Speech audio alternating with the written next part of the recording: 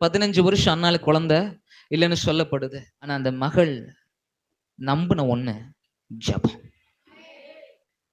ஜபத்தை நிறுத்தவே இல்ல. பெண்ணினால் அவமானத்தை அவமதிக்கிறத நிறுத்த மாட்டானா, நான் ஜெபிக்கிறத நிறுத்த மாட்டேன்.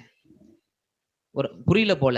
பெண்ணினால் என்ன அசிங்கப்படுத்துறத நிறுத்த மாட்டானா, நான் ஜெபிக்கிறத நிறுத்த மாட்டேன். ஏன்னா எனக்கு தெரியும், அசிங்கமா பேசுற இந்த வார்த்தைகளை முடிவுக்கு கொண்டு வருக உன்னால தான் முடியும். அது ஜபத்தால மட்டும்தான் முடியும். வேற எதாலையும் என் கணவனால முடியாது, என் கர்த்தரால தான் அது முடியும்.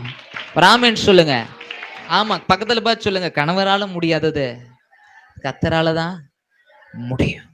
ஆமே, அவரால தான் முடியும். வேற யாராலையும் முடியாது. அவமானத்துக்கு ஒரு முற்றுப்புள்ளியை தர அவரால தான் முடியும். அவரால தான் முடியும்.